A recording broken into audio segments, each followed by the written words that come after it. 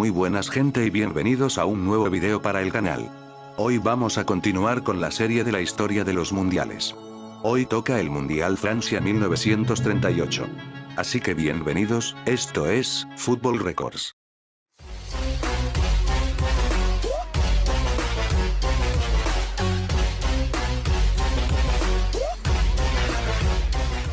La Copa Mundial de la FIFA Francia 1938 fue la tercera edición del Campeonato Mundial de Fútbol Masculino organizado por la FIFA. Se celebró en Francia entre el 4 de junio y el 19 de junio de 1938. La organización mantuvo por última vez el formato de la edición de 1934, consistente en una fase de eliminación directa a partido único. En caso de empate se jugaría una prórroga de 30 minutos, y si el resultado seguía igual, debía celebrarse un encuentro de desempate al día siguiente. El torneo estuvo marcado por el clima prebélico que se vivía antes de la Segunda Guerra Mundial. Solo participaron 15 países porque Austria, clasificada para la fase final, había sido ocupada por la Alemania nazi y su plaza quedó vacante.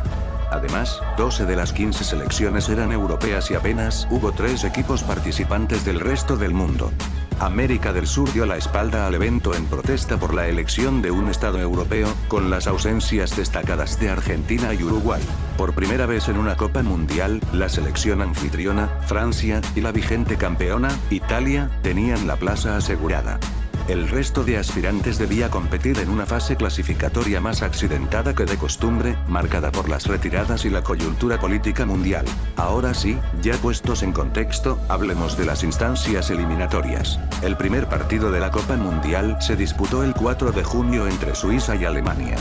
Sin más goles en el tiempo reglamentario y prórroga, fue necesario un desempate. 5 días después, el 9 de junio, el técnico helvético Karl Rappan dispuso sobre el campo un tercer defensa por detrás de los dos habituales, una técnica conocida como catenaccio. De este modo, Suiza venció por 4-2 y dejó fuera a los alemanes. El resto de encuentros se jugaron el 5 de junio. Francia superó con suficiencia a Bélgica por 3-1, del mismo modo que Hungría se deshizo de las Indias Orientales neerlandesas por un contundente 6-0. Con más problemas de los esperados, Italia derrotó a la debutante Noruega por 2-1 después de que los escandinavos forzasen la prórroga. Checoslovaquia también sufrió para vencer a los Países Bajos, aunque ya en el tiempo suplementario les endosaron 3 goles. El enfrentamiento de Brasil y Polonia terminó 6-5, reflejando el vistoso juego de ataque que presenció el estadio de Estrasburgo. La gran sorpresa fue el pase de Cuba, una selección con solo 15 hombres frente a los 20 permitidos. En el primer encuentro contra Rumanía, pusieron a los europeos contra las cuerdas, aunque todo terminó en tablas, 3-3, y fue necesario un desempate. Los isleños remontaron gracias a Fernández y Socorro, dejando el marcador definitivo de 2-1. La ausencia de Austria benefició a Suecia, su hipotético rival, que pasó directamente a cuartos de final. El 12 de junio, la anfitriona Francia recibía a la vigente campeona Italia en el estadio de Colombes, en un ambiente muy tenso por la coyuntura política. Los visitantes jugaron con una segunda equipación completamente negra, símbolo del fascismo italiano, y, como era habitual durante la dictadura de Benito Mussolini, hicieron el saludo romano cuando sonaba el himno, ante los abucheos del público galo. Pese al ambiente hostil, los italianos no se amilanaron y llevaron la iniciativa en todo momento. El choque se resolvió en la segunda mitad con 2 goles de Silvio Piola que depararon el 3-1 definitivo. Francia quedó eliminada y fue el primer anfitrión de una Copa Mundial que no ganaba su edición. Hungría, liderada por su delantero György Sarosi, superó 2-0 a una Suiza mermada por las bajas. En su estreno en el torneo, Suecia acabó de raíz con el sueño de Cuba al derrotarla por 8-0, con 4 goles en la primera mitad y el resto en los últimos 10 minutos. El duelo más disputado fue el de Brasil y Checoslovaquia, con un saldo tan violento en el primer partido, 1-1, que aún hoy se le sigue llamando la Batalla de Burdeos. Los brasileños necesitaron remontar para superarles por 2-1. La semifinal entre Italia y Brasil se disputó el 16 de junio en el Stade Velódromo de Marsella. Mientras Vittorio Pozzo alineó a todo su equipo titular, el seleccionador brasileño Ademar Pimenta, por razones aún desconocidas, prefirió reservar en el banquillo a 3 de sus estrellas, Leónidas, Tim y Brandao. Los brasileños incluso reservaron los billetes de avión a París antes de tiempo, algo que Pozzo usó para motivar a sus hombres. Al final, Italia venció por 2-1 gracias a la disciplina táctica con la que mantuvo el control en todo momento, adelantándose en la segunda parte gracias a Gino Colausi y Giuseppe Meazza, de penalti.